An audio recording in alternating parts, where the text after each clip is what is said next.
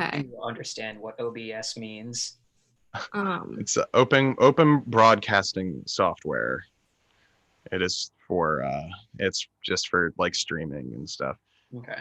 Um, Do we want to begin? Yes. Let's do the thing. Ready when you are. All right.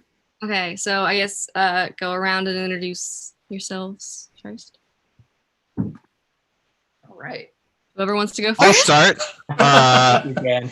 My name is Dan Frana, and I'll be reading for Saul, and also the stage directions for Scene 9 of Act 2. I think that might just be Scene 9, period. But yeah. And I am Michael Mitchell, sometimes known as Mike Mitch. Tonight I will be known as Lee, because that is who I am reading for.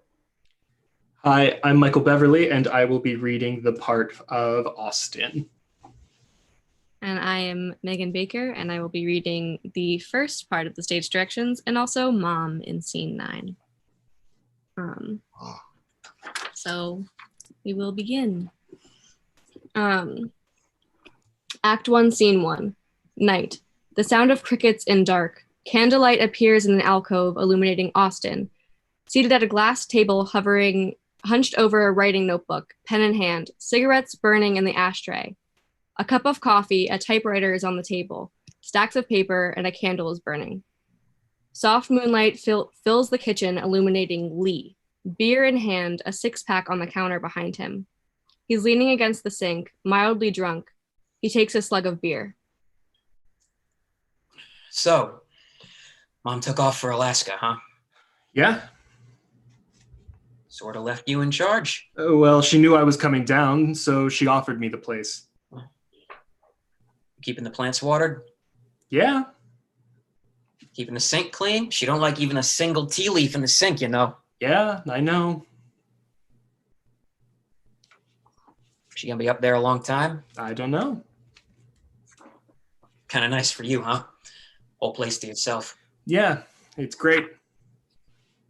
You got crickets anyway. Tons of crickets out there. You got groceries? Coffee? What? You got coffee? Yeah. That's good. Real coffee from the bean? Yeah. Do you want some? Nah, I brought some. Help yourself to whatever's in... I will. Don't worry about me. I'm not the one to worry about. I mean, I can. You always work by candlelight? No, not always. Just sometimes? Yeah. Sometimes it's soothing. Isn't that what the old guys did? What old guys? The forefathers, you know?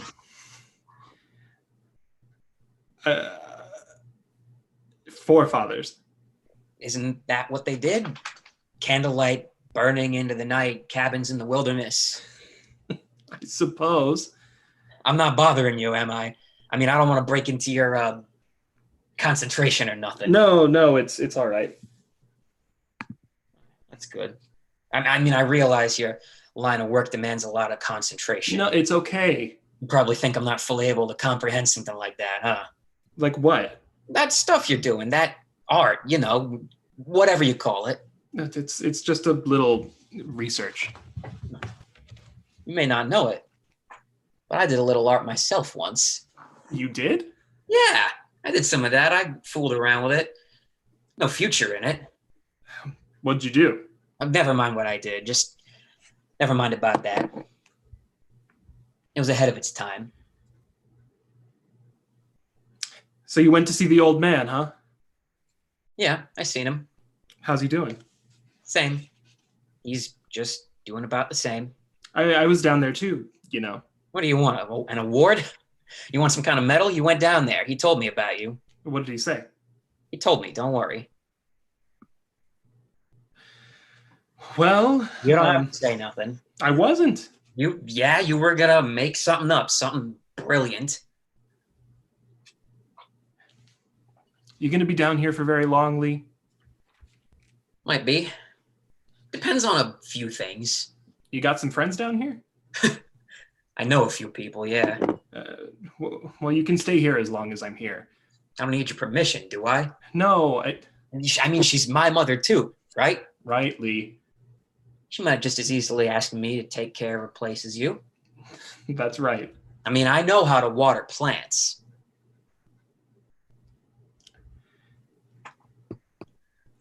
So you don't know how long you'll be staying then? Depends mostly on houses, you know? Houses? Yeah, houses. Electric devices, stuff like that. I gotta make a little tour first. Lee, why don't you just try another neighborhood, all right? What's the matter with this neighborhood? This is a great neighborhood. Lush. Good class of people. Not many dogs. Well, our mother just happens to live here, that's all. Nobody's gonna know. All they know is something's missing. That's all. She'll never even hear about it. Nobody's gonna know. You're gonna get picked up, Lee, if you start walking around here at night. Me? I'm gonna get picked up. What about you? You stick out like a sore thumb. Look at you. You think you're regular looking? Well, I've got too much to deal with here to be worrying about. You're not gonna have to worry about me. I've been doing all right without you. I haven't been anywhere near you for 5 years. Now, isn't that true? Yeah. So don't you worry about me. I'm a free agent. All right. Now, all I want to do is borrow your car. No. Just for a day, 1 day. No. I won't take it outside a 20-mile radius. I promise you. You can check the speedometer. You're not borrowing my car. And that's all there is to it. Then I'll just take the damn thing. Lee, look. I don't want any trouble, all right? That's a dumb line. That is a dumb fucking line. You get paid for dreaming up a line like that? Look. I can give you some money if you need the money. Lee suddenly lunges at Austin. He grabs him violently by the shirt and shakes him with tremendous power. Don't you say that to me. Don't you ever say that to me. Just as suddenly, he turns him loose, pushes him away, and backs off. You'll be able to get away with that with the old man. Get him tanked up for a week, buy him off with your Hollywood blood money, but not me. I can get my own money, my own way. Big money. I was just making an offer. Yeah, well, keep it to yourself.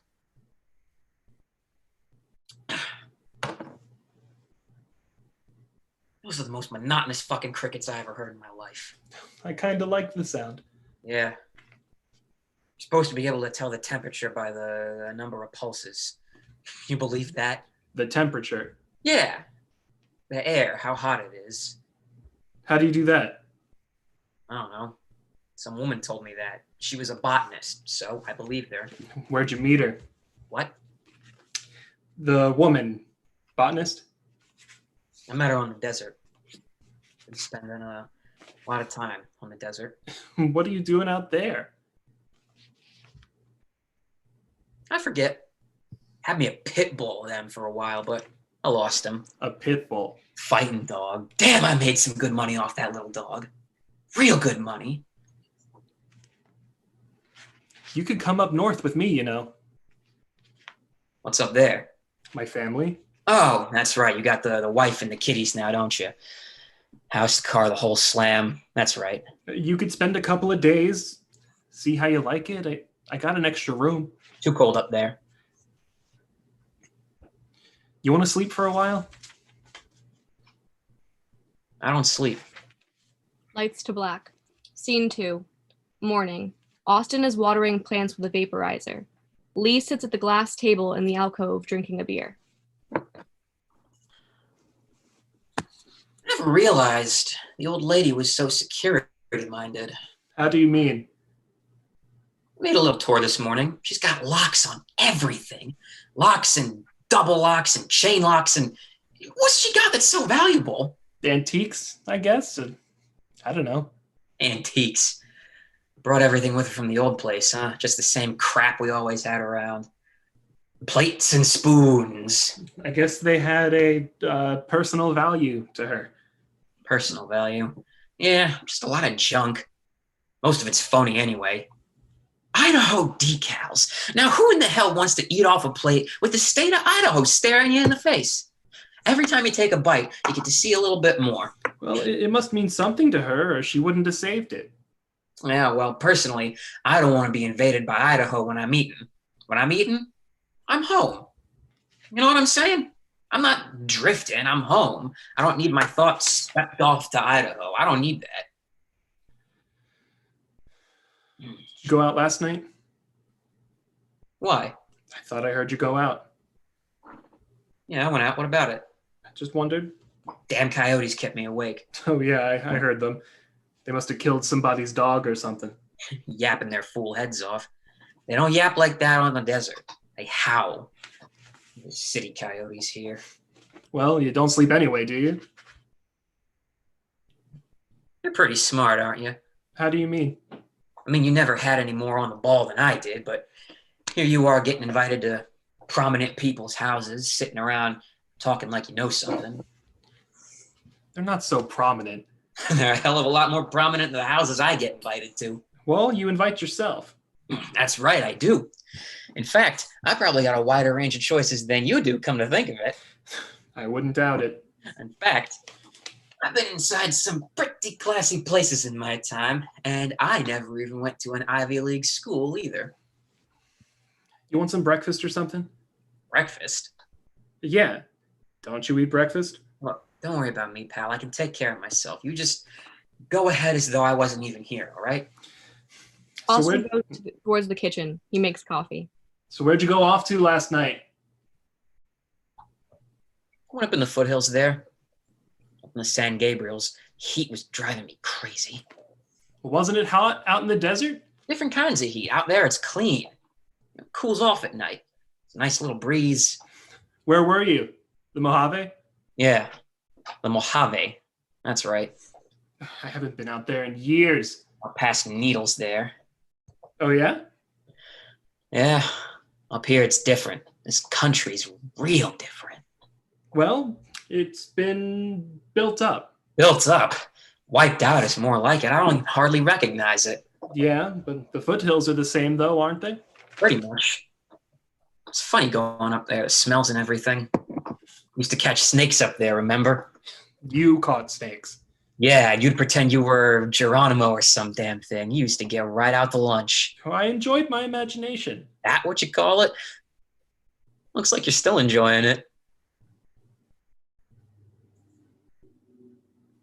So you just wandered around up there, huh? Yeah, with a purpose. See any houses? Couple of real nice ones. One of them didn't even have a dog. Walked right up and stuck my head in the window. Not a peep. Just a sweet kind of suburban silence. What kind of place was it? Like a paradise. Kind of place that sort of kills you inside. Warm yellow lights, Mexican tile all around. Copper pots hanging over the stove. You know, like they got in the magazines. Blonde people moving in and out of the rooms, talking to each other. Kind of place you wish you sort of grown up in, you know? That's the kind of place you wish you grew up in? Yeah, why not? Oh, I thought you hated that kind of stuff. Yeah, well, you never knew too much about me, did you? Why'd you go out into the desert in the first place? On my way to see the old man. You mean you just passed through there? Yeah, that's right. 3 months of passing through. 3 months. Something like that, maybe more. Why? You lived out in the Mojave for 3 months. Yeah. What's the matter with that? By yourself. Mostly. Had a couple of visitors. Had that dog for a while. Didn't you miss people? People. Yeah, I mean, I go crazy if I have to spend 3 nights in a motel by myself. You're not in a motel now. No, I know, but sometimes I gotta stay in motels. Oh, they got people in motels, don't they? Yeah, strangers. You're a friendly, aren't you? Aren't you the friendly type? I'm gonna have somebody coming by here later, Lee. Ah, lady friend. No, a producer. Ah, what's he produce? Film, movies, you know. Oh, movies, motion pictures, a bigwig, huh? Yeah. What's he coming by here for? No, we gotta talk about a project. What do you mean a project? What's a project? A script. Oh, That's what you're doing with all those papers. Yeah, Well, what's the project about? it's a period piece. What's a period piece? Look, it doesn't matter. The main thing is we need to discuss this alone. I mean, I get it. You want me out of the picture. not exactly. I just need to be alone with him for a couple of hours so we can talk. You're afraid I'll embarrass you, huh? I'm not afraid you'll embarrass me. Well, I tell you what. Why don't you just give me the keys to your car and I'll be back here around 6 o'clock or so. That give you enough time. I'm not loaning you my car, Lee. You want me to just get lost, huh? Take a hike? Is that it? Pound pavement for a few hours where you bullshit your way into $1 million. Look, it's going to be hard enough for me to face this character on my own without... You don't know this guy? No, I don't know. He's a producer. I mean, I've been meeting with him for months, but you never get to know a producer. You're trying to hustle him. Is that it? I'm not trying to hustle him. I'm trying to work out a deal. It's not easy. What kind of deal? Convince him it's a worthwhile story. He's not convinced? How come he's coming over here if he's not convinced? I'll convince him for you. You don't understand the way these things work down here. How do things work down here? Look, if I loan you my car, will you have it back here by 6? On the button with a full tank of gas. Austin digs in his pocket for the keys. Forget about the gas. Hey, these days gas is gold, old buddy. Austin hands the keys to Lee. Remember that car I used to loan you? Yeah. 40 Ford. Flathead. Yeah. Sucker hauled ass, didn't it? Lee, it's not that I don't want to loan you my car. You are loaning me your car. Lee gives Austin a pat on the shoulder. I know. I just wish... What? You just wish what? I don't know. I wish I didn't have to be doing business down here. I'd just like to spend some time with you. I thought it was art you were doing. Lee moves across the kitchen towards the exit. He tosses the keys in his hand. Try to get it back here by 6, okay? No sweat. Hey, if that story of yours doesn't go over with the guy, tell him I got a couple of projects he might be interested in. Real commercial, full of suspense, true to life stuff. Lee exits. Austin stares after Lee and then turns. He goes to the papers on the table and leaps through the pages. Lights fade to black. Scene 3. Afternoon, alcove. Sol Kimmer and Austin are seated on the table from each other.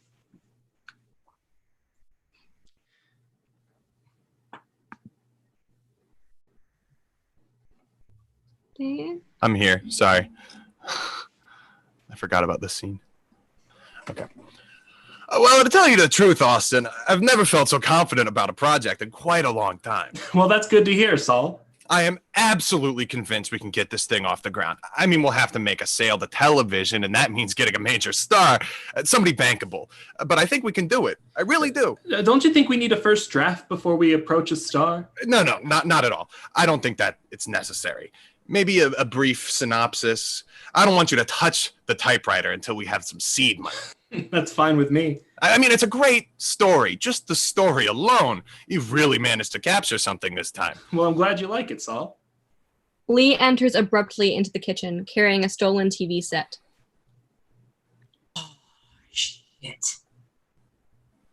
I'm sorry about that. I really am sorry, Austin. That's all right. I mean, I thought it was way past 6 already. You said to have it back here by 6. We are just finishing up. This is my brother, Lee. Ah, very happy to meet you. Lee sets the TV on the sink counter and shakes hands with Saul. I can't tell you how happy I am to meet you, sir. Saul Kimmer. Mr. Kipper. Kimmer. Lee's been living out in the desert, and he just... Oh, that's terrific. The Palm Springs? Yeah, right around that area, near Bob Hope Drive there. Oh, I love it out there. I just love it. The air is wonderful. Yeah, sure is. Healthy. And the golf. I don't know if you play golf, but the golf is just the best. I play a lot of golf. Is that right? Yeah, in fact, I was hoping I'd run into somebody out here who played a little golf. I've been looking for a partner. Well, Lee's just down here for a visit while our mother's in Alaska. Oh, Your mother's in Alaska? Yes, she went up there for a little vacation. This is her place. I see. Well, isn't that something?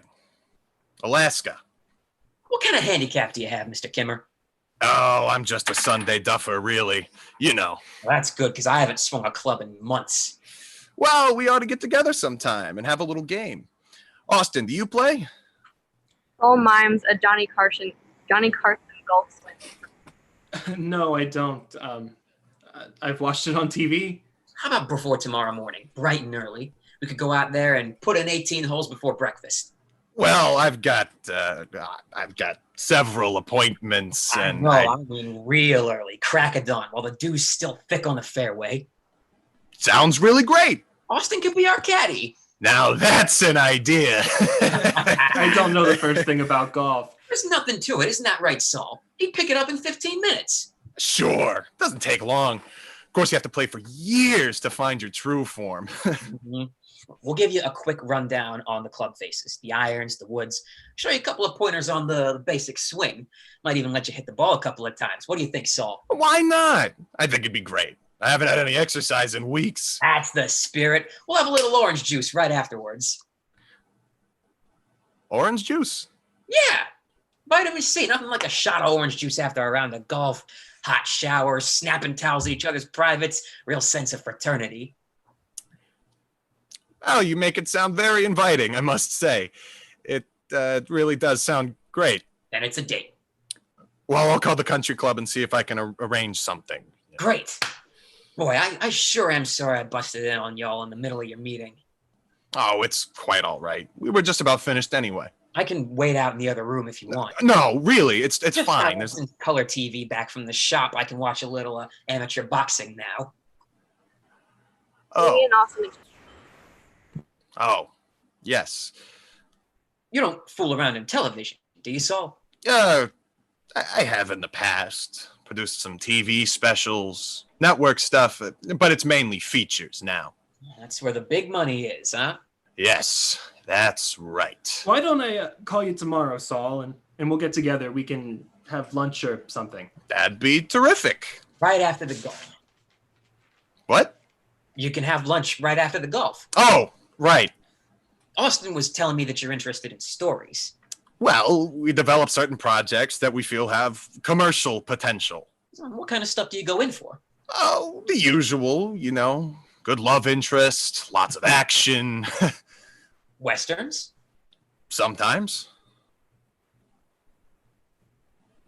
I'll give you a ring, Saul. Austin tries to move Saul across the kitchen, but Lee blocks their way. I got a Western that'd knock your lights out. Oh, really? Yeah, contemporary Western based on a true story. Of course, I'm not a writer like my brother here. I'm not a man of the pen.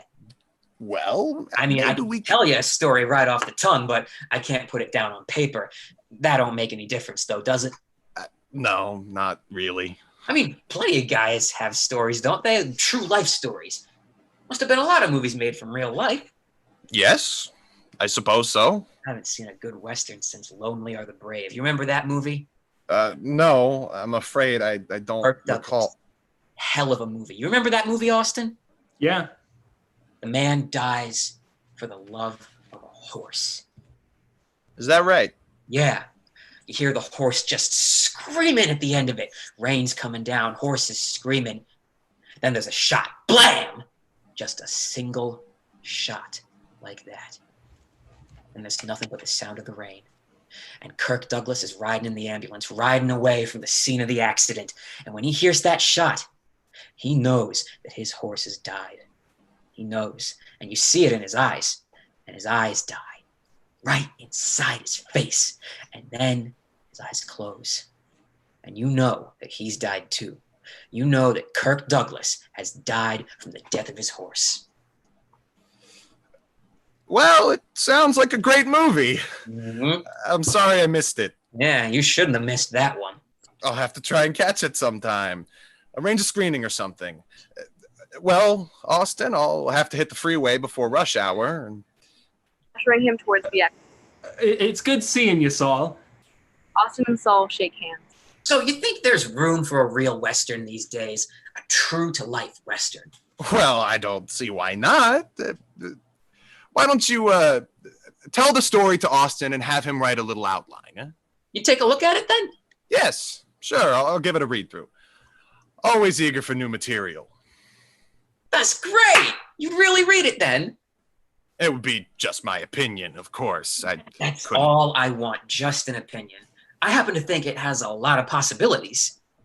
Well, it was great meeting you, and I'll be sure to reach out when... All right, I'll call you tomorrow after about the golf. Oh. Yes, right. Austin's got your number, right? Yes. So long, Saul. Gives Saul a pat on the back. Saul exits. Austin turns to Lee and looks at the TV, and then back to Lee. Give me the keys.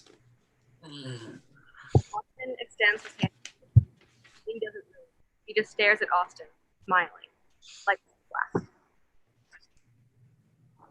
Scene 4. Night. Coyotes in the distance. Fade. The sound of the typewriter in the dark. Crickets and candlelight is in the alcove. Dim light in the kitchen. Light reveals Austin at the glass table typing. Lee sits across from him, foot on the table, drinking a beer and whiskey. The table is on the sink counter. Austin types for a while and then stops. All right.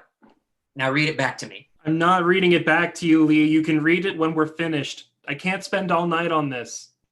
You got better things to do? Let's just go ahead. Now, what happens when he leaves Texas? Is he ready to leave Texas yet? I didn't know we were that far along. He's not ready to leave Texas yet. He's right at the border. No, see, this is one of the crucial parts right here. We can't rush through this. He's not right at the border. He's a good 50 miles from the border. A lot can happen in 50 miles. It's only an outline. We're not writing the entire script right now. You can't leave things out, even if it is an outline. It's one of the most important parts. You can't go leaving it out. Okay. Let's just get it done. All right. Now, he's in the truck, and he's got his horse trailer and his horse. We've already established that. And he sees this other guy coming up behind him in another truck. And that truck is pulling a gooseneck. What's a gooseneck? Cattle trailer. You know, the kind where the gooseneck goes right down in the bed of the pickup. Oh. All right. It's important. Okay, I got it. All these details are important. I got it. And this other guy's got his horse all saddled up in the back of the gooseneck. Right. So both these guys got their horses right along with them, see? I understand. And this first guy suddenly realizes two things. The guy in the front? Right. The guy in front realizes two things almost at the same time, simultaneous. What are the two things? Number one, he realizes that the guy behind him is the husband of the woman he's been... Oh, yeah? And number two, he realizes he's in the middle of tornado country. What's tornado country? Panhandle. Panhandle. Sweetwater, around that area. Nothing, nowhere. And number three. I thought there were only two. There's three. There's a third unforeseen realization. And what's that? That he's running out of gas. Come on, Lee. Austin gets up and goes to the kitchen. He gets a glass of water. What do you mean, come on? That's what it is. Write it down. He's running out of gas. It's too, It's too what? It's too real. That's what you mean, isn't it? It's too much like real life. It's not like real life. It's not enough like real life. Things don't happen like that. What? Men don't fucking other men's women? Yes, but they don't end up chasing each other across the panhandle through tornado country. They're doing this movie. Yeah, and they don't have horses conveniently along with them when they run out of gas. And they don't run out of gas either. These guys run out of gas. This is my story, and one of the guys runs out of gas. It's just a dumb excuse to get them into the chase scene. It's contrived. It is a chase scene. It's already a chase scene. They'd be chasing each other for 5 days. So now they're supposed to abandon their trucks, climb on their horses, and chase each other into the mountains. There aren't any mountains in the Panhandle. It's flat. Lee turns violently towards the windows in the alcove and throws a beer can. God damn these crickets! Shut up out there! This place is like a fucking rest home here. How are you supposed to think? You want to take a break? No, I don't want to take a break. I want to get this done. This is my last chance to get this done. All right. Just take it easy. I'm going to be leaving this area. I don't have time to mess around here. Where are you going? Never mind where I'm going. That's got nothing to do with you. I just got to get this done. I'm not like you, hanging around being a parasite off of other fools. I got to do this thing and get out. A parasite? Me? Yeah, you. After you break into people's houses and take their televisions. They don't need their televisions. I'm doing them a service. Give me back my keys, Lee. Not until you write this thing. You're going to write this outline for me, or that car's going to wind up in Arizona with a different paint job. You think you can force me to write this? I was doing you a favor. Get off your high horse, will ya? Favor, big favor, handing down favors from the mountaintop. Let's just write it, okay? Let's sit down and not get upset and see if we can get through this. Austin sits at the typewriter. You're not even going to show it to him, are you? What? This outline. You got no intention of showing it to him. You're just doing this because you're afraid of me. You can show it to him yourself. I will, boy. I'm going to read it to him on the golf course. And I'm not afraid of you either. Then how come you're doing it? So I can get my keys back. Pause as Lee takes the keys out of his pocket slowly and throws them on the table. A long pause. Austin stares at the keys. There. Now you got your keys back. Austin looks up at Lee, but does not take the keys. Go ahead. There's your keys. Austin slowly takes the keys off the table and puts them back in his own pocket. Now what are you going to do? Kick me out? I'm not going to kick you out, Lee. You couldn't kick me out, boy. I know. So don't. You can't even consider that one. You could call the police. That'd be the obvious thing. You're my brother. That doesn't mean a thing. You go down to the LA Police Department there and ask them what kind of people kill each other the most. What do you think they'd say? Who said anything about killing? Family people. Brothers, brothers-in-law, cousins. Real American type people. They kill each other in the heat, mostly, in the smog alerts and the brush fire season. Right about this time of year. This isn't the same. Oh no? What makes it different? We're not insane. We're not driven to acts of violence like that. Not over a dumb movie script. Now sit down.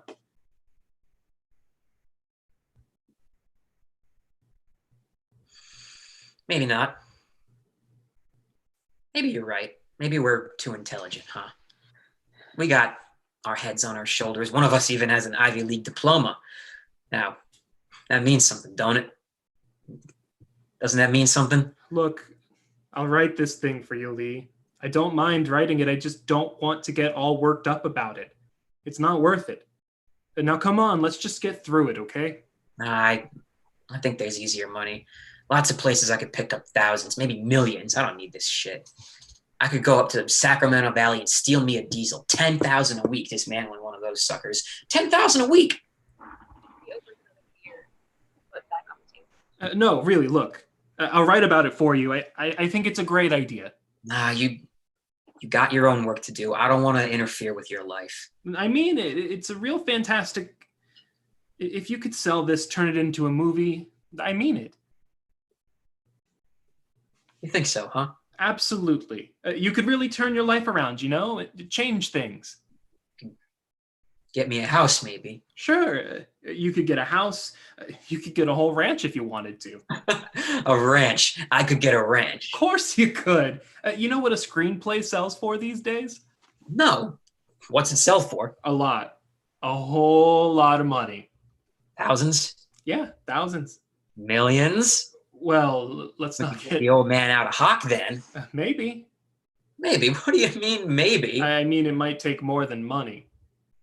You were just telling me it'd change my whole life around. Why wouldn't it change his? Well, he's different. Oh, he's of a different ilk, huh? He's not going to change.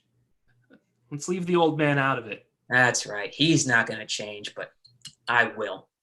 I'll just turn myself right inside out. I could be just like you then, huh? Sitting around, dreaming stuff up, getting paid to dream, riding back and forth on the freeway, just dreaming my fool head off. It's not all that easy. It's not, huh? No, there's a lot of work involved. What's the toughest part? Deciding whether to jog or play tennis?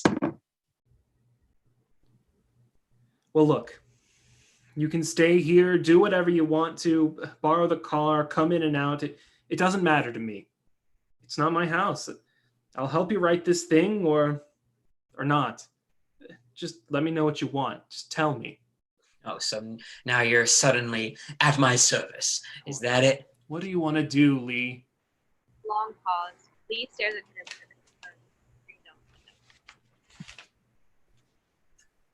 Tell you what I'd do if I still had that dog. You know what I'd do? What? Head out to Ventura, cook up a little match, good little dog. God, that little dog could bear down. A lot of money in dog fighting, big money. Why don't we try to see this through, Lee? Just for the hell of it. Maybe you've really got something here. What do you think? Maybe so. No harm in trying, I guess. You think it's such a hot idea. Besides, I always wondered what it'd be like to be you. You did? Yeah, sure. I used to picture you walking around some campus with your arms full of books, blondes chasing after you. Blondes. Oh, that's funny.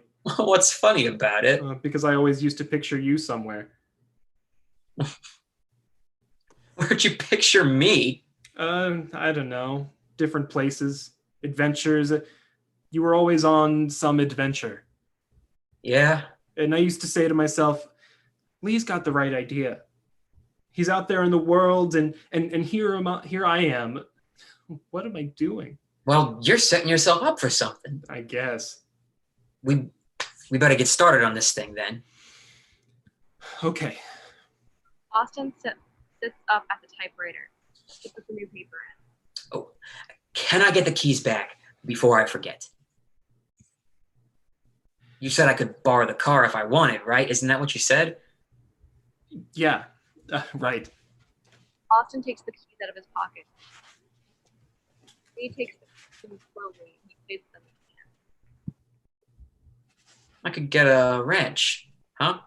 Yeah, but we gotta write it first, though. Okay, let's write it. Lee speaks.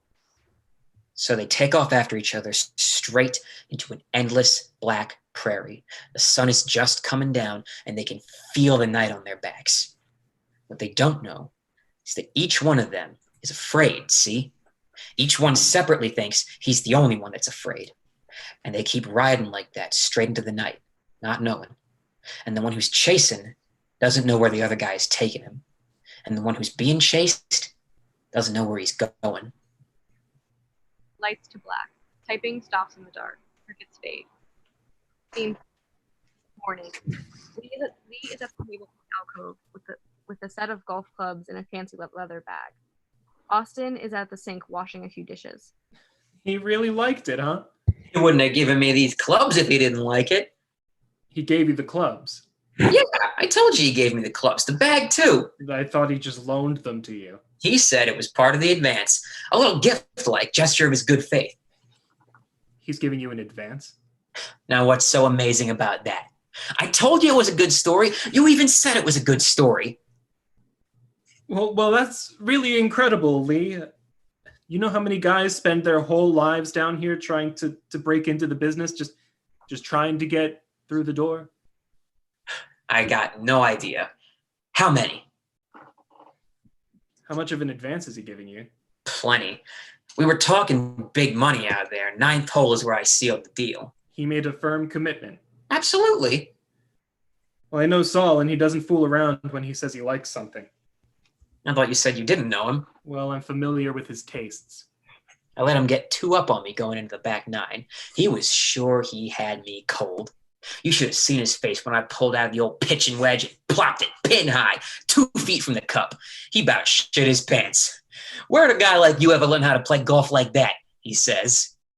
Of course, there's no contract yet, and nothing's final until it's on paper. What's final, all right? There's no way he's going to back out now. We gambled for it. Saul gambled. Yeah, sure. I mean, he liked the outline already, so he wasn't risking that much. I just guaranteed it with my short game. Well, we should celebrate or something. I think Mom left a bottle of champagne in the refrigerator.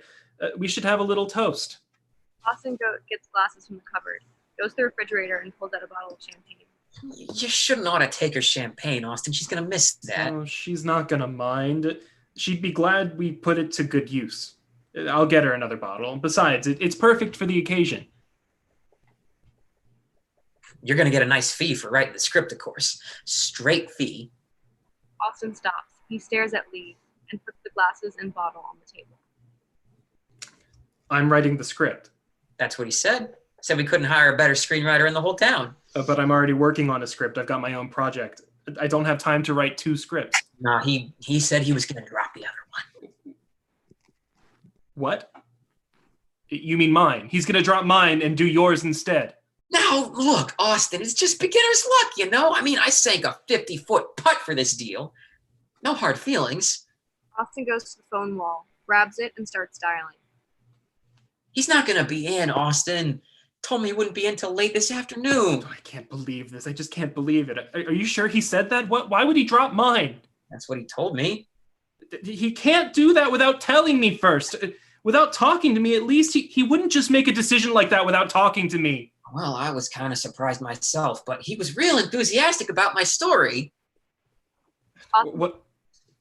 You pieces. What did he say? Tell me everything he said. I've been telling you. He said he liked the story a whole lot. It was the first authentic Western to come along in a decade. He liked that story. Your story? Yeah. What's so surprising about that? It's stupid. It's the dumbest story I've ever heard in my life. Hey, hold on. That's my story you're talking about. It's a bullshit story. It's idiotic. 2 lame brains chasing each other across Texas. Are you fucking kidding? Who do you think's going to see a film like that? It's not a film, it's a movie. There's a big difference. That's something Saul told me. Oh, he did, huh? Yeah, he said, in this business, we make movies, American movies. Leave the film instead of French. So you got real intimate with old Saul, huh? He started pouring forth his vast knowledge of the cinema. I think he liked me a lot, to tell you the truth. I think he felt I was somebody he could confide in. What'd you do, beat him up or something? Hey, I've about had it with the insults, buddy. You think you're the only one in the brain department here? You think you're the only one that can sit around and cook things up? There's other people got ideas too, you know. You must have done something, threatened him or something. What did you do, Lee? I convinced him. He makes a sudden menacing lunge towards Austin, building a golf club. He stops himself. He's frozen for a moment. A long pause. Lee lowers the club. Jesus, you didn't hurt him, did you? Long silence as Lee sits back down at the table. Lee, did you hurt him? I didn't do nothing to him. He liked my story. Pure and simple. He said it was the best story he's come across in a long, long time. That's what he told me about my story. That's the same thing he told me. Well, he must have been lying.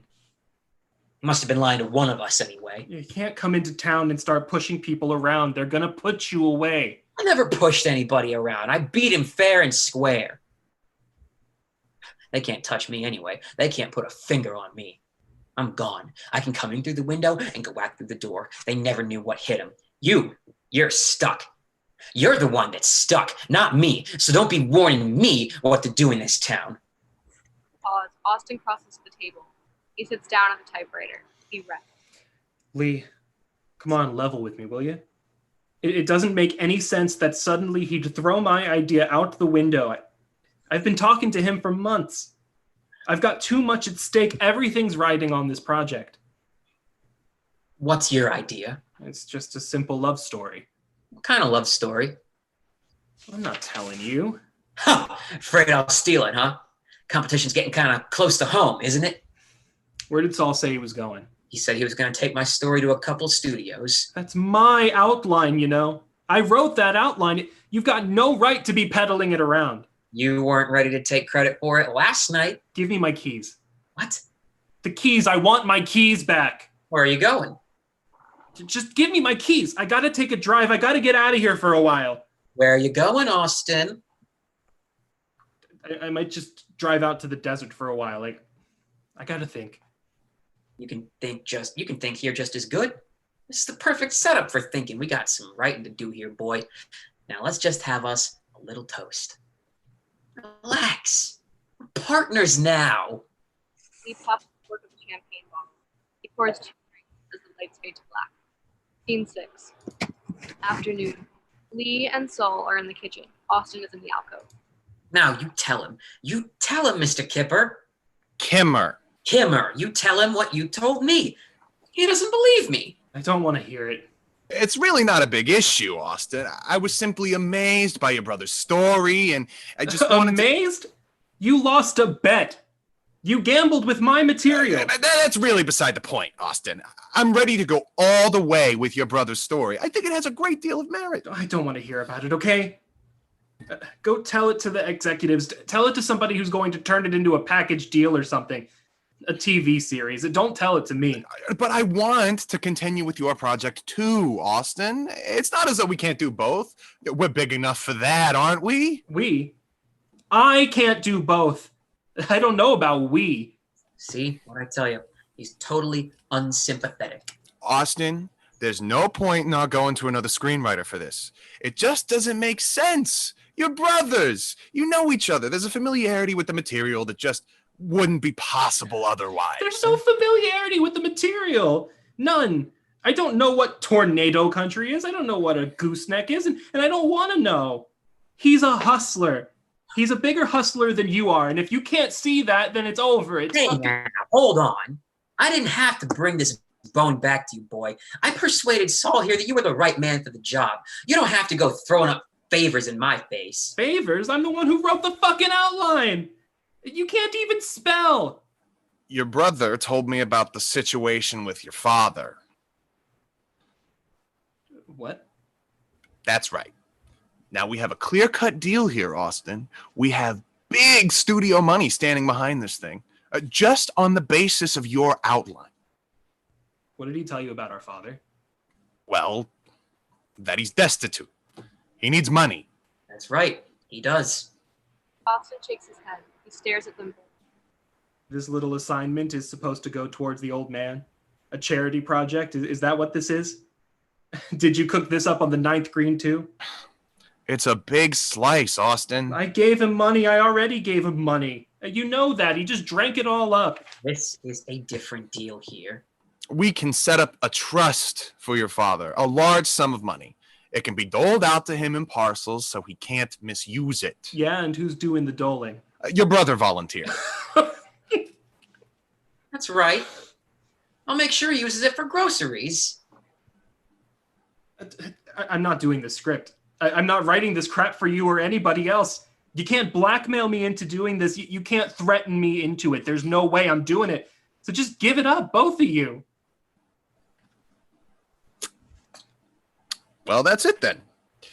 I mean, this is an easy 300 grand just for a first draft. It's incredible, Austin. We've got 3 different studios all trying to cut each other's throats to get this material in one morning. That's how hot it is. Yeah, well, you can afford to give me a percentage on the outline then. And you better get this genius here an agent before he gets burned. Saul's gonna be my agent. Isn't that right, Saul? That's right. Your brother has really got something, Austin. I've been around too long not to recognize it. Raw talent. He's got a lot of balls is what he's got. He's taking you right down the river. 300,000, Austin. Just for a first draft. Now, you've never been offered that kind of money before. I'm not writing it. I see. Well, then I suppose we'll just have to try and find somebody else.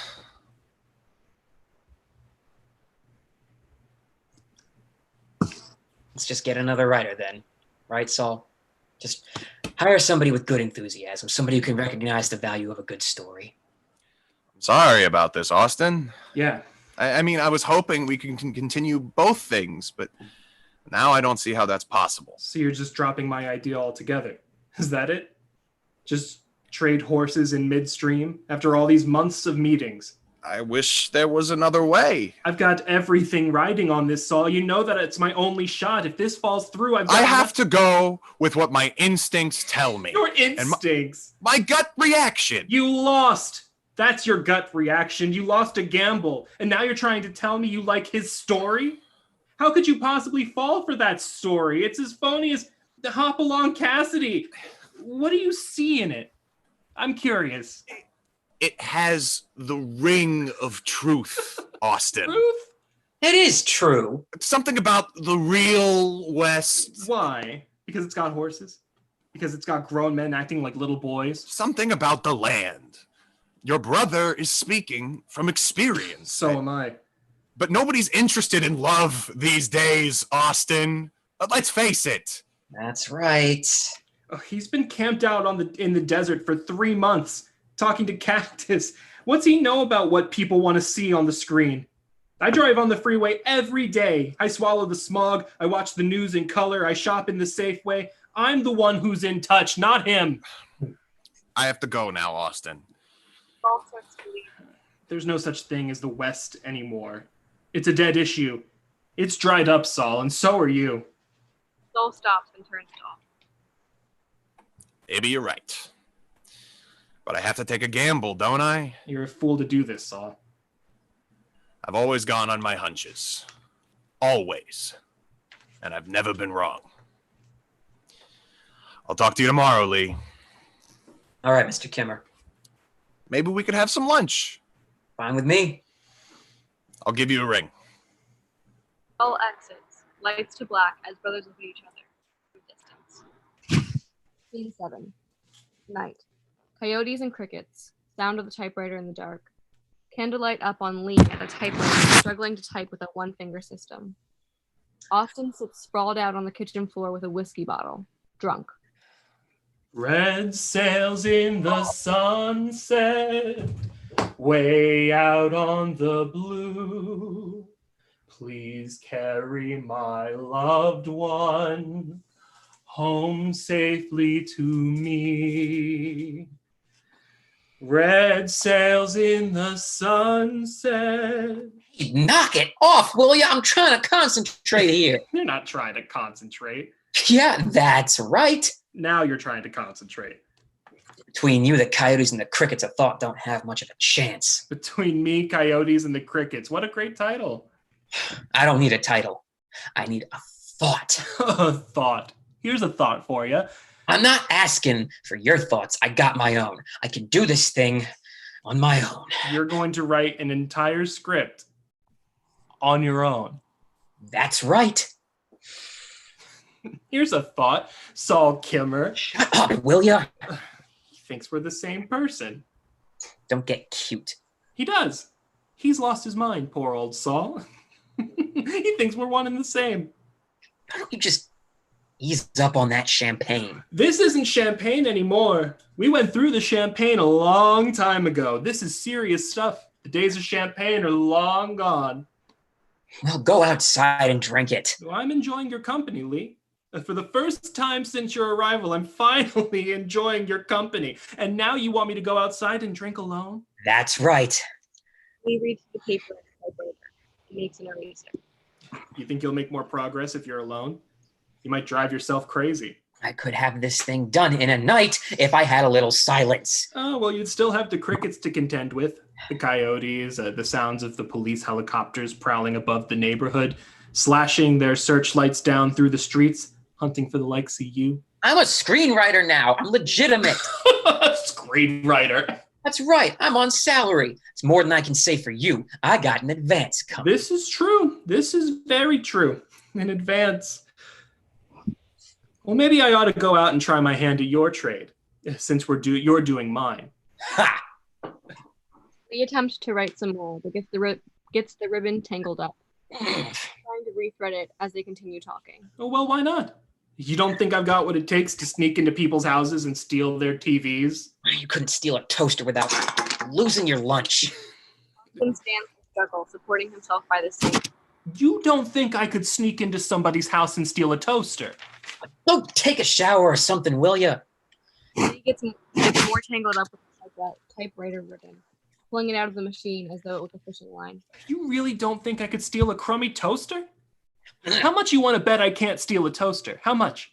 Go ahead, you're a gambler, aren't you? And tell me how much you're willing to put on the line, some part of your big advance. Oh, you haven't got that yet, have you? I forgot. All right, I'll bet you your car that you can't steal a toaster without getting busted. You already got my car. Okay, your house then. What are you gonna give me? I'm not talking about my house and my car. I'm talking about what you gonna give me. You don't have anything to give me. I'll give you shared screen credit. How about that? I'll have it put in the contract that this was written by the both of us. I don't want my name on this piece of shit. I want something of value. You got anything of value? You got any tidbits from the desert? Any rattlesnake bones? I'm not a greedy man. Any little personal treasure will suffice. I'm gonna just kick your ass out in a minute. Oh, so now you're gonna kick me out. Now I'm the intruder. I'm the one who's invading your precious privacy. I'm trying to do some screenwriting here. Lee stands, picks up the typewriter, and slams it down on the table. Silence except for crickets. Well, you've got everything you need. Got plenty of coffee, groceries. You got a car, a contract. Might need a new typewriter ribbon, but other than that, you're pretty well fixed. I'll just leave you alone for a while. Austin tries to steady himself to leave. Lee makes a move towards him. Where are you going? Don't worry about me. I'm not the one to worry about. Austin What are you gonna stops. What are you gonna do? Just wander out into the night? I'm gonna make a little tour. Why don't you just go to bed, for Christ's sake? You're making me sick. Oh, I can take care of myself. Don't worry about me. Austin weaves badly into another attempt to exit. He crashes to the floor. He goes to him but remains standing. You want me to call your wife for you or something? My wife. Yeah, I mean, maybe she can help you out, talk to you or something. She's 500 miles away. North of here. Up in the North Country where things are calm. And I don't need any help. I'm going to go outside and I'm going to steal a toaster. I'm going to steal some other stuff too. I might even commit bigger crimes, bigger than you ever dreamed of, crimes beyond your imagination.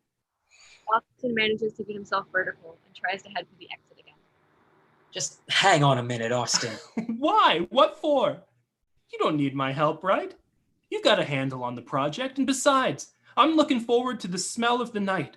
The bushes, orange blossoms, dust in the driveway, rainbird sprinklers, lights in people's houses. You're right about the lights, Lee. Everybody else is living life, indoors, safe. This is a paradise down here. You know that? We're living in a paradise, and we've forgotten about that. Sound just like the old man now. Yeah, well, we all sound alike when we're sloshed. We just sort of echo each other. Maybe if we could work on this together, we could bring him back out here, get him settled down someplace. Austin turns violently towards Lee. He takes a swing at him, misses, and crashes to the floor. Lee stays standing. I don't want him out here. I've had it with him. I went all the way out there. I went out of my way. I gave him money, and all he did was play Al Jolson records and spit at me. I gave him money. Just help me with the characters, all right? You know how to do it, Austin. The characters. Yeah, you know, the way they talk and stuff. I can hear it in my head, but I can't get it down on paper. What characters? The guys in the story. Those aren't characters. Whatever you call them. I need to write something out. Those are illusions of character. I don't give a damn what you call them. You know what I'm talking about. Those are fantasies of a long-lost boyhood. I gotta write something out on paper. What for? Saul's gonna get you a fancy screenwriter, isn't he? I want to do it myself. Well, then do it. You're on your own now, old buddy. You bulldogged your way into contention. Now you gotta carry it through. I will, but I need some advice. Just a couple of things. Come on, Austin. Just help me get them talking right. It won't take much. Oh, now you're having a little doubt, huh? What happened? Oh, the pressure's on, boy. This is it. You got to come up with it now. You don't come up with a winner on your first time out. They just cut your head off. They don't give you a second chance, you know. I got a good story. I know it's a good story. I just need a little help is all. Not from me. Not from your little old brother. I'm retired. Could save this thing for me, Austin. I'd give you half the money. I would. I only need half anyway. With this kind of money, I could be a long time down the road. I'd never bother you again. I promise. You'd never even see me again. You'd disappear? I would for sure. Where would you disappear to? That don't matter. I got plenty of places. Nobody can disappear. The old man tried that, and look where it got him. He lost his teeth. He never had any money. I don't mean that. I mean his teeth. His real teeth. First he lost his real teeth, then he lost his false teeth. You never knew that, did you? He never confided in you. Ah, I never knew that. You want a drink? Austin offers the bag to Lee. Lee takes it, sits down on the kitchen floor with Austin. They share the bottle. Yeah, he lost his real teeth one at a time. Woke up every morning with another tooth lying on the mattress. And finally he decides he's got to get them all pulled out, but he doesn't have any money. Middle of Arizona with no money and no insurance, and every morning another tooth is lying on the mattress. So what does he do? I don't know. I never knew about that. He begs the government. GI Bill or some damn thing, some pension plan he remembers in the back of his head, and they send him out the money. They did. They keep trading the bottle between them, taking drinks. Yeah, they send him the money, but it's not enough money. Costs a lot to have all your teeth yanked. They charge by the individual tooth, you know. I mean, one tooth isn't equal to another tooth. Some are more expensive, like the big ones in the back. So what happened? So he locates a Mexican dentist in Juarez who will do the whole thing for a song. He takes off hitchhiking to the border. Hitchhiking? Yeah. So how long do you think it takes him to get to the border, a man his age? I don't know. 8 days it takes him. 8 days in the rain and the sun, and every day he's dropping teeth on the blacktop, and nobody will pick him up because his mouth's full of blood. Pause. They drink. So finally he stumbles into the dentist. Dentist takes all his money and all his teeth, and there he is in Mexico with his gums sewed up and his pockets empty. Long silence. Austin drinks. That's it? And then I go out to see him, see? I go out there and I take him out for a nice Chinese dinner, but he doesn't eat. All he wants to do is drink martinis out of plastic cups. And he takes his teeth out and lays them on the table because he can't stand the feel of them. And we ask the waitress for one of those doggy bags to take the chop suey home in. So he drops his teeth in the doggy bag along with the chop suey, and then we get out to hit all the bars up and down the highway. Says he wants to introduce me to all his buddies. And in one of those bars up and down the highway, he left the doggy bag with his teeth lying in the chop suey. You never found it. We went back, but we never did find it. And now that's a true story. True to life. They drink as the lights fade to black. Scene 8. Very early in the morning, between night and day. No crickets. Coyotes are yapping feverishly in the distance before the light comes up. A small fire blazes in the dark from the alcove area. The sound of Lee smashing a typewriter with a golf club. Light comes up. Lee is seen smashing the typewriter methodically, then dropping pages of his script into the burning coal set on the floor of the alcove. Flames leap up. Austin has a whole bunch of stolen toasters lined up on the sink counter along with Lee's stolen TV. The toasters are a wide variety of models, mostly chrome. Austin goes up and down the line of toasters, breathing on them and polishing them with a dish towel. Both men are drunk. Empty whiskey bottles and beer cans litter the floor of the kitchen.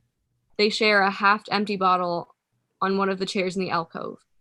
Lee keeps periodically taking deliberate chops towards the typewriter using a 9-iron. As Austin speaks, all of their mother's houseplants are dead and drooping. There's going to be a general lack of toast in the neighborhood this morning. Many, many unhappy, bewildered breakfast faces. I guess it's best not to even think of the victims. Not to even entertain it. Is that the right psychology? What? Is that the correct criminal psychology? Not to think of the victims? What victims? Typewriter with a 9-iron and adds pages to the fire. Well, the victims of crime, of breaking and entering. I mean, is it a prerequisite for a criminal not to have a conscience? Ask a criminal. What are you going to do with all those toasters? That's the dumbest thing I ever saw in my life. I've got hundreds of dollars worth of household appliances here. You may not realize that. Yeah, and how many hundreds of dollars did you walk right past? Well, it was toasters you challenged me to. Only toasters. I ignored every other temptation. I never challenged you. That's no challenge. Anybody can steal a toaster. Lee smashes the typewriter again. You don't have to take it out on my typewriter, you know? It's not the machine's fault that you can't write. It's a sin to do that to a good machine. A sin? Well, when you consider all the writers who've never even had a machine, who would have given an eyeball for a good typewriter, any typewriter. All the ones who wrote on matchbook covers, paper bags, toilet paper, who had their writings destroyed by their jailers, who persisted beyond all odds. Those writers would find it hard to understand your actions. He comes down on the typewriter with a final crushing blow with the 9-iron and collapses into one of the chairs. And then collapses into one of the chairs and takes a drink from the bottle. Not to mention demolishing a perfectly good golf club. What about all the struggling golfers? What about Lee Trevino? What do you think he would have said when he was batting balls around with broomsticks at the age of 9? Impoverished. What time is it anyway? No idea. Time stands still when you're having fun.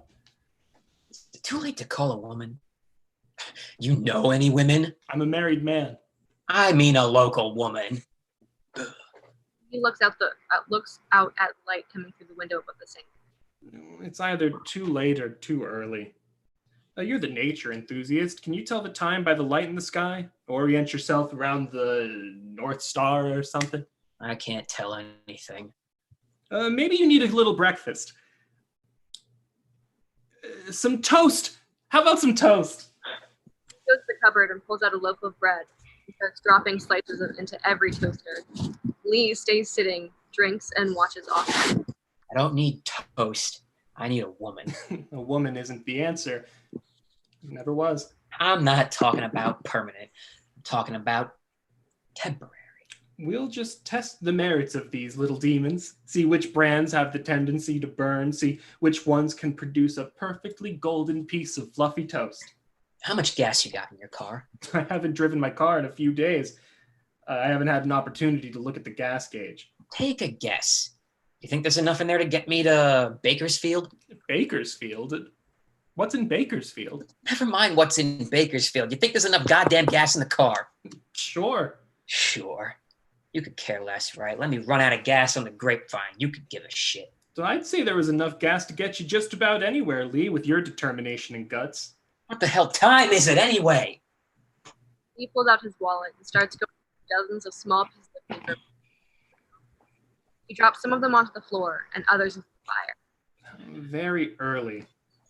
This is the time of morning when the coyotes kill people's cocker spaniels. Did you hear them? That's what they were doing out there, luring innocent pets away from their houses. What's the area code for Bakersfield? You know? Could always call the operator. I can't stand that voice they give you. What voice? That voice that warns that if you'd only tried harder to find the number in the phone book, you wouldn't have to be calling the operator to begin with.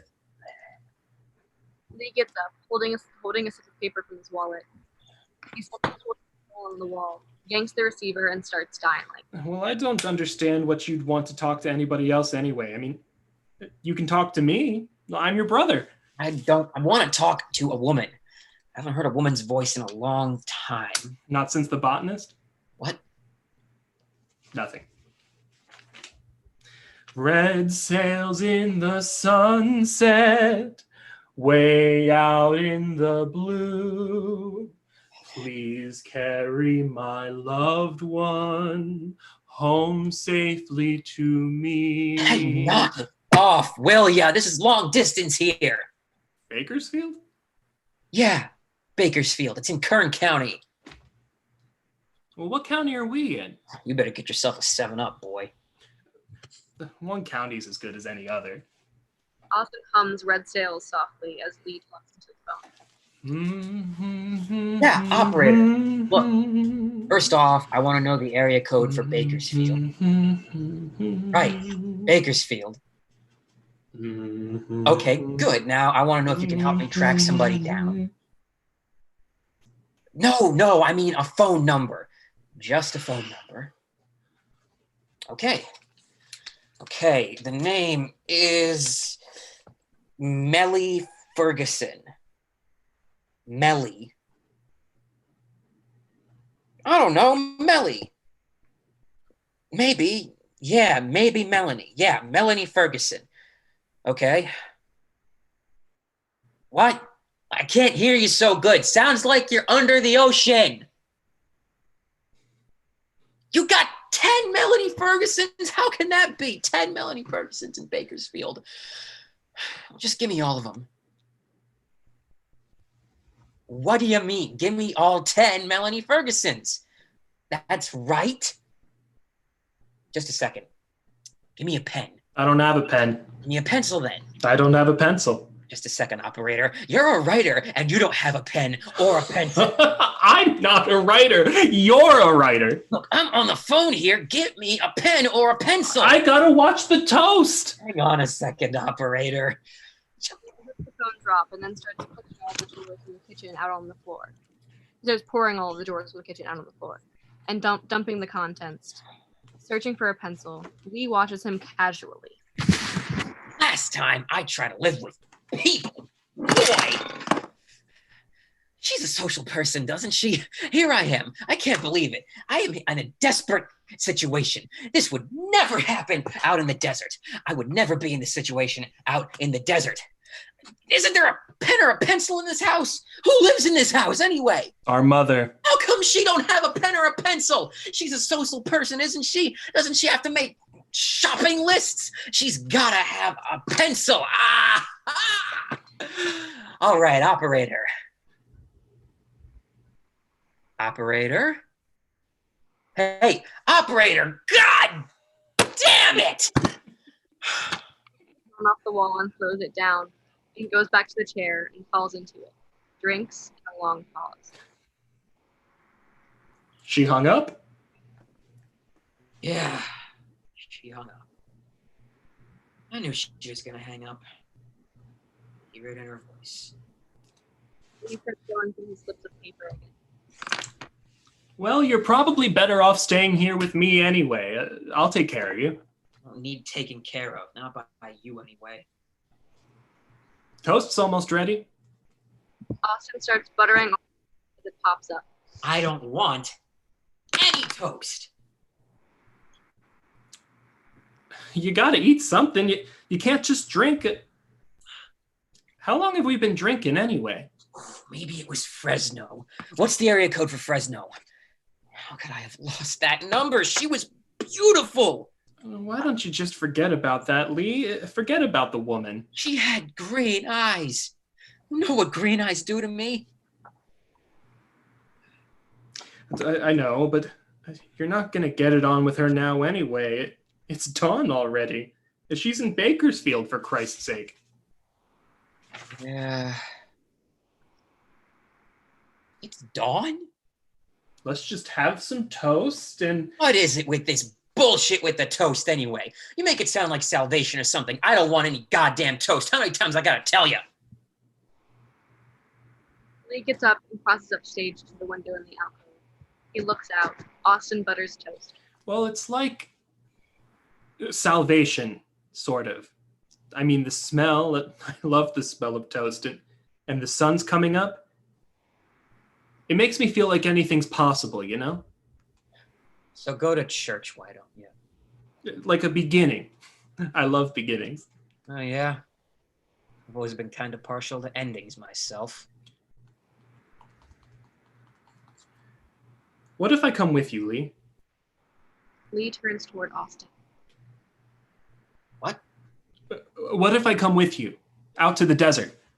Are you kidding? No, I just like to see what it's like. You wouldn't last a day out there, pal. That's what you said about the toasters. You said I couldn't steal a toaster either. Toaster's got nothing to do with the desert. I could make it, Lee. I'm not that helpless. I can cook. Cook. I can. So what? You can cook. Toast. I can make fires. I know how to get fresh water from condensation. Austin stacks buttered toast up in a tall stack on the plate. not something you learn out of a Boy Scout handbook. Well, then how do you learn it then? How are you supposed to learn it? You just learn it. That's all. You learn it because you have to learn it. You don't have to learn it. You could teach me. What are you, crazy or something? You went to college. Here you are down here rolling in bucks, floating up and down in elevators, and you want to learn how to live on the desert? I do, Lee. I really do. There's nothing down here for me. There never was.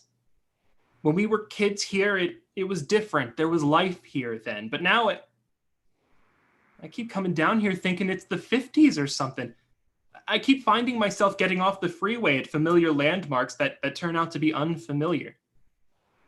On the way to appointments, wandering down streets I thought I recognized that turn out to be replicas of streets I remember. Streets I misremember.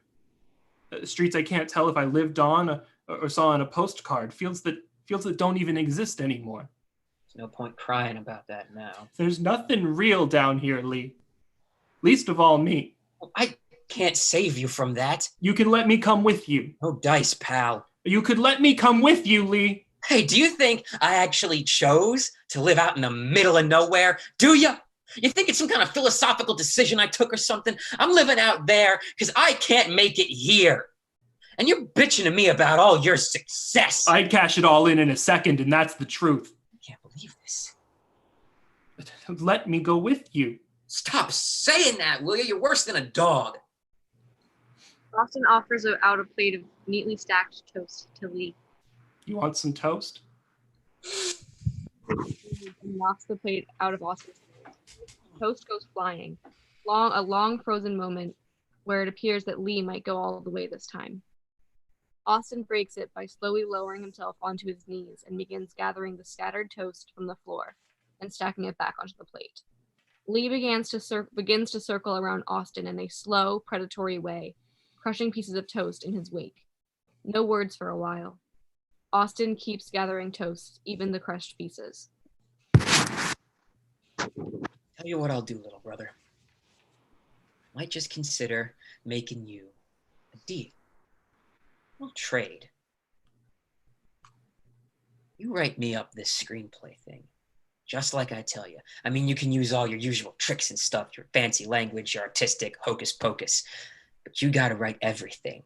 Like I say, every move. Every time they run out of gas, they run out of gas. Every time they want to jump on a horse, they do just that. If they want to stay in Texas, by God, they'll stay in Texas. And you finish the whole thing up for me, top to bottom, and you put my name on it. And I own all the rights, and every dime goes in my pocket. You do all that, and I'll sure enough take you with me to the desert. A pause as Austin stands, slowly, holding the plate of demolished toast. Their faces are very close. How's that sound? It's a deal. Lee stares straight into Austin's eyes. He slowly takes a bite of toast off the plate. Or he takes a piece of toast off the plate. He raises it to his mouth and takes a huge, crushing bite, never taking his eyes off of Austin's. As Lee crunches into the toast, the lights black out. Scene 9. Midday, no sound, blazing heat. The stage is ravaged. Bottles, toasters, smashed typewriter, ripped out telephone, etc. All the debris from the previous scene is now starkly visible in intense yellow light. The effect should be like a desert junkyard at high noon. The coolness of the preceding scenes is totally obliterated. Austin is seated at a table in the alcove, shirt open, pouring with sweat, hunched over a writing notebook, scribbling notes desperately with a ballpoint pen. Lee, with no shirt, beer in hand, sweat pouring down his chest, is walking a slow circle around the table, picking his way through the objects, sometimes kicking them aside. All right, read it back to me. Just a second. Come on, just read what you got. I can't keep up. It's not the same as if I had a typewriter. Just read what we got so far. Forget about the rest. All right, let's see. Okay. Luke says, Luke? Yeah. His name's Luke? All right. We can change the names later. What's he say? Come on, come on. He says, I told you were a fool to follow me in here. I know this prairie like the back of my hand. No, no, no, that's not what I said. I never said that. That's what I wrote. It's not what I said. I never said like the back of my hand. That's stupid. That's one of those, what do you call that? What do you call that? What? What do you call it when something's been said 1,000 times before? What do you call that? A cliche? Yeah, that's right. Cliche. That's what it is. A cliche. The back of my hand. That's stupid. That's what you said. I never said that. And even if I did, that's where you're supposed to come in. That's where you're supposed to change it to something better. How am I supposed to know to do that and write down what you say at the same time? You just do, that's all. You have a stupid line, you change it. That's your job. All right. What are you changing it to? I'm not changing it. I'm just trying to catch up. Well, change it. We gotta change that. We can't leave it there like that. Back of my hand. That's dumb. All right. So, what do we change it to? How about I'm on intimate terms with this prairie. I'm on intimate terms with this prairie. Intimate terms. Intimate terms. Intimate. That means like sexual, right? Well, yeah, or it could just mean... Or he's like on sexual terms with the prairie. How do you figure that? It means close, personal, like. Okay, all right. How's it sound? Put it into the line there. Read it back. Let's see how it sounds. Intimate terms. Okay, it goes something like this. I told you were a fool to follow me in here. I'm on intimate terms with this prairie. That's good. I like that. That's real good. You do? Yeah. Don't you? Sure. Sounds original now. Intimate terms. That's good. Okay, now we're cooking. That has a real ring to it. I just lost the page. 55. 55. Thank you. Austin makes more notes. Lee walks around, pours beer on his arms, and rubs it over his chest, feeling good about the new progress. As he does this, Mom enters unobtrusively down left with her luggage. She stops and stares at the scene, still holding luggage, as the two men continue, unaware of her presence. Austin absorbed in his writing, Lee cooling himself off with beer. He's on intimate terms with this prairie. Sounds real mysterious and kind of threatening at the same time. Good. Now, Lee turns and suddenly sees Mom. He stares at her for a while. She stares back. Austin keeps writing feverishly, not noticing. Lee walks slowly over to Mom and takes a closer look. Long pause. Mom? Austin looks up suddenly from his writing, sees Mom, stands quickly. Mom surveys the damage. Mom, what are you doing back? I'm back. Here, let me take those for you. Lee sets beer on counter, then takes both her bags, but doesn't know where to set them down in the sea of junk, so he just keeps holding them. I wasn't expecting you back so soon. How was Alaska? Fine. See any igloos? No, just glaciers. Cold, huh? What? It must have been cold up there. Must have been colder than in this here. I mean, we're having a real scorcher here. Oh? Yeah, must be in the hundreds. You want to take your coat off, Mom? No. What happened in here? Oh, me and Lee were just sort of celebrating. Celebrate? Yeah. Lee sold a screenplay, a story, I mean. Lee did.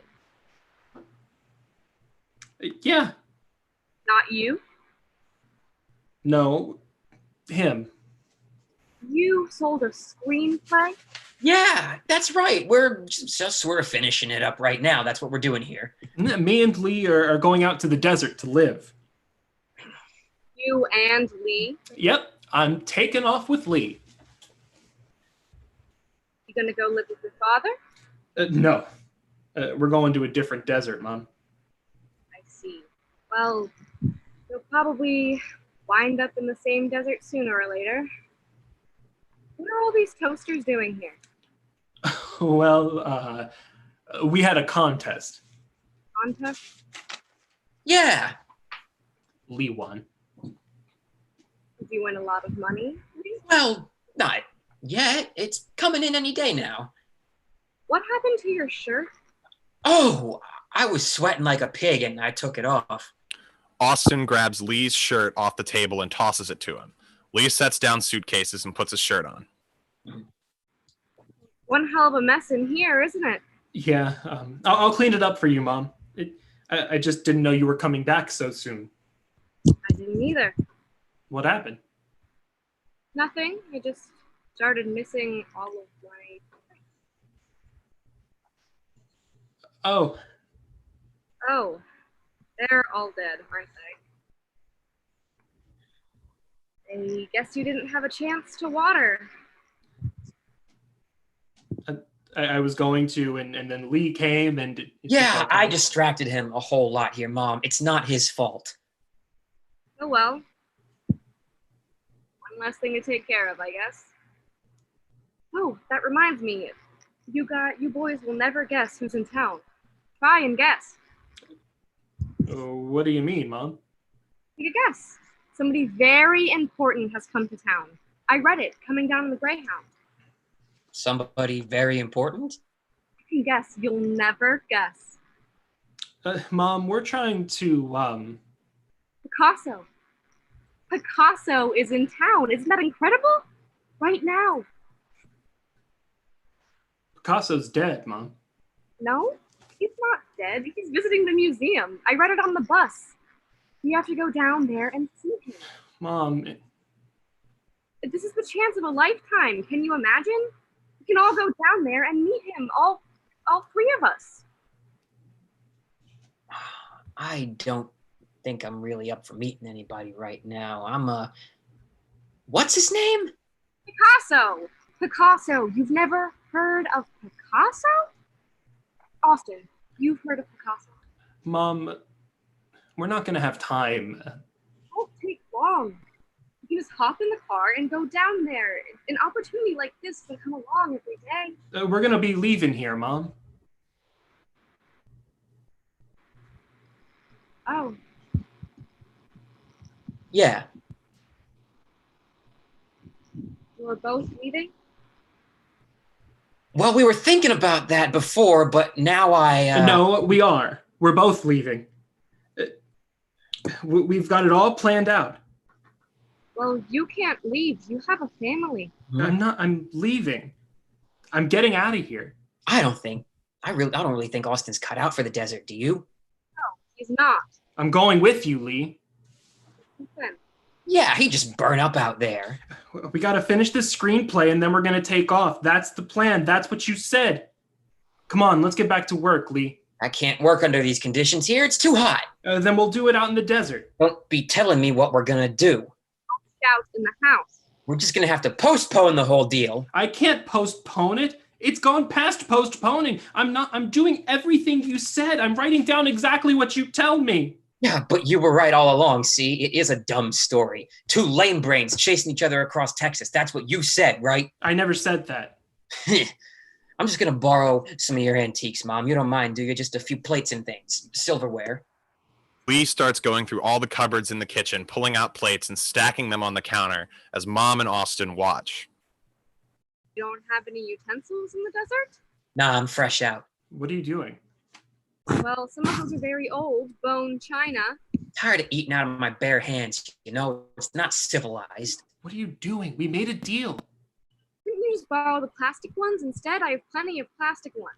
It's not the same. Plastic's not the same at all. What I need is something authentic, something to keep me in touch. It's easy to get out of touch out there. Don't worry, I'll get them back to you. You can't just drop the whole thing, Lee. Lee turns, pushes Austin in the chest, pushes Austin in the chest, knocking him backwards into the alcove. Mom watches numbly. Lee returns to collecting the plates, silverware, etc. You boys shouldn't fight in the house. Go outside and fight. Not fighting, I'm leaving. There's enough damage done already. I'm clearing out of here once and for all. All this town does is drive a man insane. Look what it's done to Austin there. I'm not letting that happen to me, sell myself down the river. No, sir. I'd rather be 100 miles from nowhere than let that happen to me.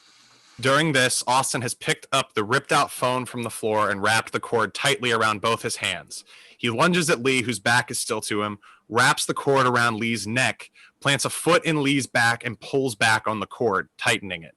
Lee chokes desperately, can't speak, and can't reach Austin with his arms. Austin keeps applying pressure on Lee's back with his foot, bending him into the sink.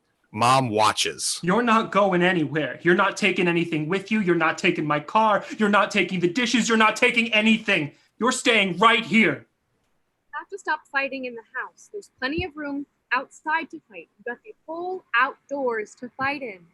Lee tries to tear himself away. He crashes across the stage like an enraged bull, dragging Austin with him. He snorts and bellows, but Austin hangs on and manages to keep clear of Lee's attempts to grab him. They crash into the table, to the floor. Lee is face down, thrashing wildly and choking. Austin pulls cord tighter, stands with one foot planted on Lee's back and the cord stretched taut. Give me back my keys, Lee. Take the keys out. Take them out. Lee desperately tries to dig in his pockets, searching for the car keys. Mom moves closer. You're not killing him, are you? I don't know. I don't know if I'm killing him. I'm stopping him. That's all. I'm just stopping him. Lee thrashes, but Austin is relentless.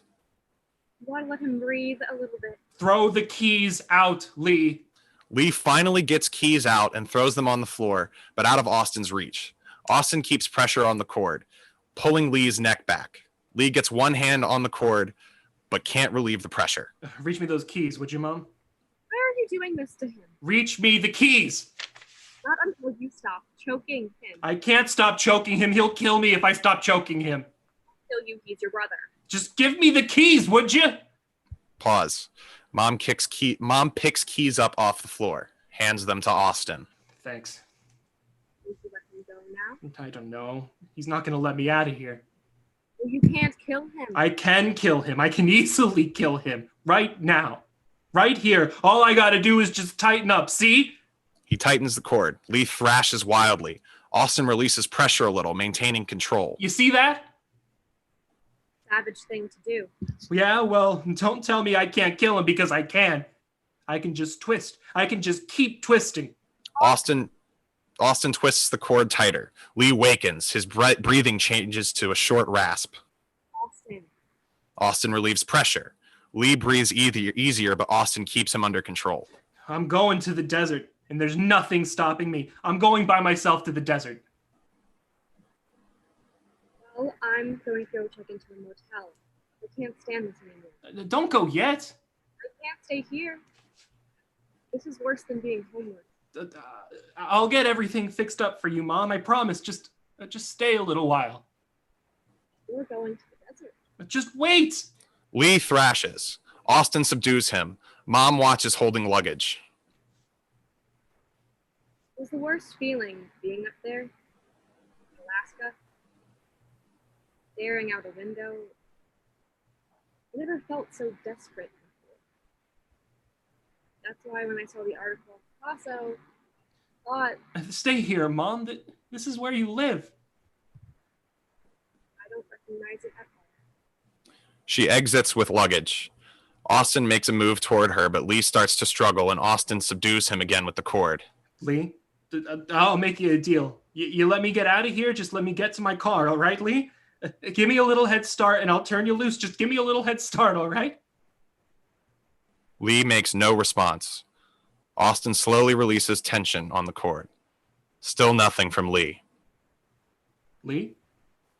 Lee is motionless. Austin very slowly begins to stand, still keeping a tenuous hold on the cord, and his eyes riveted to Lee for any sign of movement. Austin slowly drops the cord and stands. He stares down at Lee, who appears to be dead. Lee? Pause. Austin considers, looks towards exit, back to Lee, then makes a small movement as if to leave. Instantly, Lee is on his feet and moves towards the exit, blocking Austin's escape. They square off to each other, keeping a distance between them. A single coyote heard in the distance. Lights fade softly into moonlight. The figures of the brothers now appear to be caught in a vast desert-like landscape. They are very still, but watchful for the next move. Lights go slowly to black as the afterimage of the brothers pulses in the dark. Coyote fades. And that's the end. Da, da, da, da, da, da. Woo!